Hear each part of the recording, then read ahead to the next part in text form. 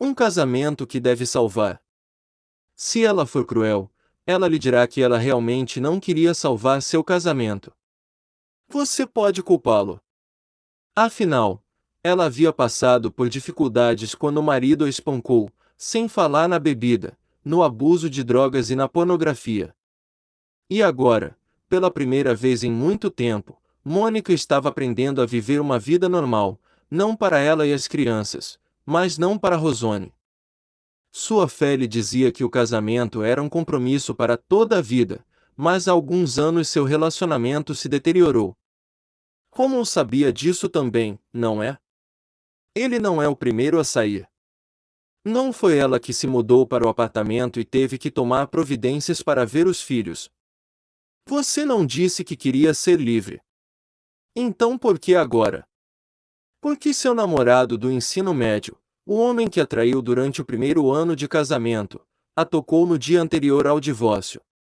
Trazer Romone de volta agora, pensou Mônica, só mudaria o novo padrão que ela havia trabalhado tanto para criar. Ela afirma: o homem me ligou e perguntou se eu poderia voltar para casa.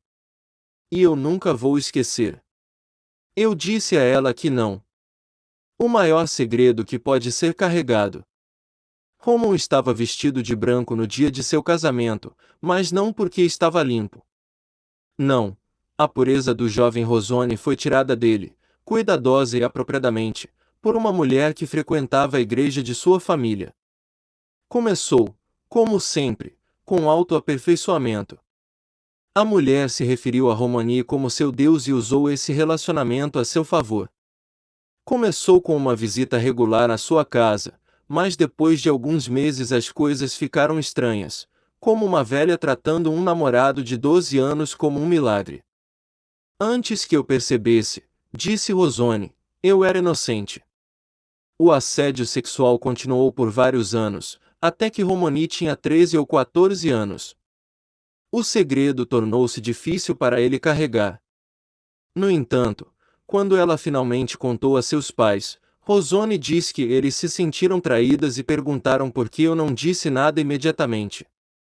Romone tentou seguir em frente com sua vida, mas seu sinal protetor da infância foi quebrado. Por mais assustador que fosse, o abuso a fez perder o apetite, dizendo: eu não deveria desejar isso. Encontrou maconha e pornografia, ficou muito zangado e pensou em se matar. Seus pais amavam muito, e sua família passava muitas horas na igreja. Aos 16 anos, porém, Romani era escrava de seus desejos, e sentar no banco só aumentava sua culpa e constrangimento. Duas almas perturbadas.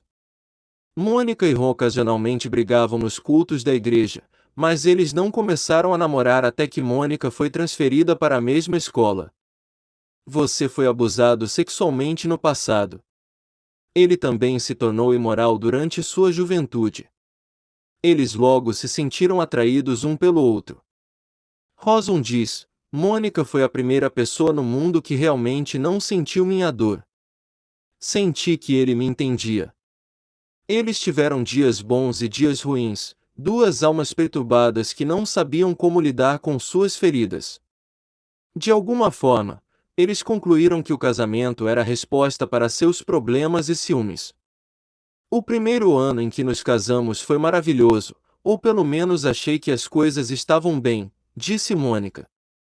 Mais tarde, vi que os problemas não resolvidos no passado foram para um casamento. Abuso sexual, pornografia, drogas, sexo antes do casamento, tudo isso me seguiu, disse Romo.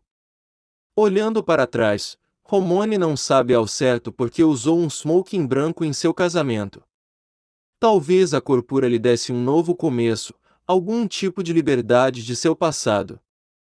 Um vestido branco poderia deixá-la confortável, mas não a fazia se sentir confortável. Portanto, quando Roman finalmente começou a falar em divórcio, Mônica concordou que era hora de liberar o homem de vez. De joelhos. Depois de 13 anos, 2 filhos e uma série de mais decisões, Rosone estava sozinha, tentando viver sem Mônica. Os últimos 9 meses que ele esteve longe de casa mostraram a ele o quão teimoso e irritado ele era. Ele estava cansado de fingir que tudo estava bem ou não, mas não foi até que ele tinha os papéis do divórcio em suas mãos que ele caiu de joelhos. Foi então que decidiu parar de culpar os outros pela tragédia que havia causado e começou a lutar por sua esposa e filhos. Foi então que ele se lembrou de ouvir Falcons on the Family. Seja dirigindo um carro ou ouvindo o trabalho, Romone tinha ouvido falar de planos para casais falecidos, casais como ela e Mônica, homens e mulheres cujos relacionamentos rompidos foram restaurados através de trabalho duro, aconselhamento, oração e autossacrifício. Percebi que se Deus tivesse feito isso por mim, só poderia esperar que Ele fizesse isso por mim e pelo meu casamento, diz Rosone. Deus restaurou o homem à vida. Com a aproximação do divórcio, Rosone ligou para Mônica e pediu para voltar para casa. Ele recusou, mas tinha acabado de começar. Ela estava explodindo meu telefone, disse Mônica. Ele mandou uma mensagem, ligou e enviou mais. Mônica ameaçou mudar de número. Ela está ligando, disse ele. Ele disse: eu quero ir para casa. Por favor, deixe-me ir para casa. Rosone pediu desculpas a Mônica e seus filhos. Ela se desculpou por tudo, com a dor, as palavras ofensivas, o abandono e não ser o marido e pai que ela deveria ser. Ele estava arrependido e escolheu dizer a verdade.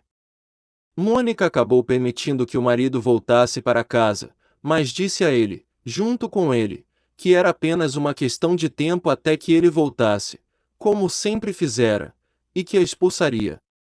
Isso nunca aconteceu antes. Mônica diz: tivemos um desentendimento, mas nem sempre foi a mesma coisa. Deus restaurou aquele homem. Está mais forte do que nunca. Mônica se lembra de uma transmissão do Falcon sobre uma mulher que estava cansada de seu casamento, cansada de seu marido. O amor e o ódio se foram. Apenas indiferença. O relacionamento estava morto, disse ele, aguardando o enterro. Relatando os acontecimentos de sua vida, a mulher discutiu 12 princípios que a ajudaram a renovar seu casamento. Mônica ouvia muito, e tudo parecia normal. Senti que era tudo culpa minha, diz Mônica. Eu disse: Deus, se você pudesse fazer isso comigo, você poderia fazer isso comigo. Já se passaram 6 anos desde que Rosone voltou para casa, e seu relacionamento está mais forte do que nunca. O dia em que nosso conselheiro nos disse que não precisamos mais deles, diz Mônica, foi um dia de orgulho. O casal agora tem sua própria história de restauração, e hoje eles estão discutindo isso com o maior número de pessoas possível. Diz Ross: Deus mudou nossa situação e curou nosso casamento. E queremos que alguém saiba que há esperança.